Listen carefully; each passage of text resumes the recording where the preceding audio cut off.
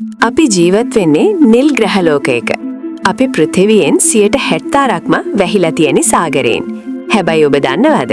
අපි මේ දක්වා ගවේෂණය කරලා තියෙන්නේ මේ මහසාගරයෙන් 5%කටත් වඩා අඩු ප්‍රමාණයක් විතරයි.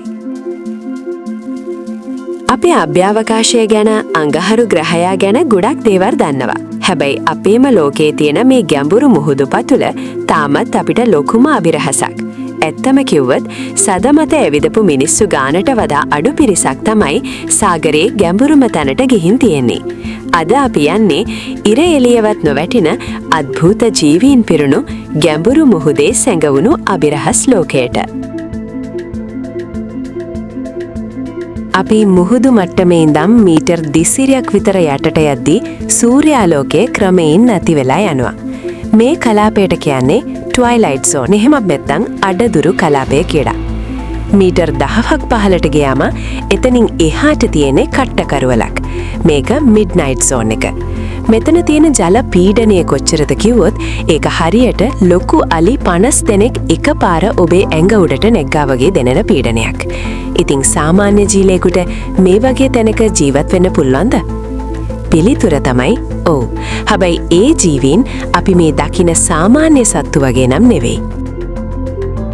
මේ ඝන අඳුරේ ජීවත් වෙන සත්තු තමන්ගේම ආලෝකයක් නිපදවා ගන්නවා.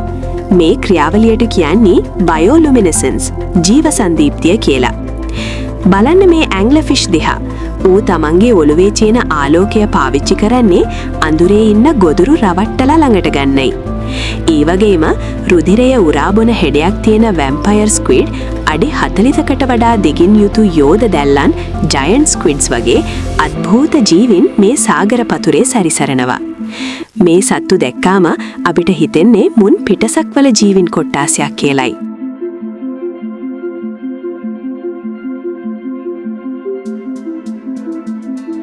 ලෝකයේ ගැඹුරුම ස්ථානයේ විදිහට සැලකෙන්නේ පැසිෆික් සාගරයේ තියෙන මරියානා ආගාධය, මැරියානා ට්‍රෙන්ච්. මේකේ ගැඹුර කිලෝමීටර් 11කටත් වැඩි. අපි ලෝකයේ උසම කන්ද වෙන එවරස්ට් කන්ද අරගෙන මේ ආගාධය ඇතුළට දැම්මත් කන්ද වැහිලා තවත් කිලෝමීටර් 2ක් විතර ඉතුරු වෙනවා.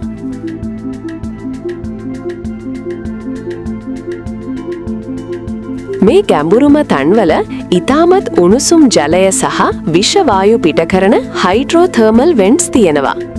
ඉර එළියක් නැති විෂ වායු තියෙන මේ වගේ තන්වලත් පුදුම සහගත විදිහට ජීවීන් පරිණාමය වෙලා තියෙනවා.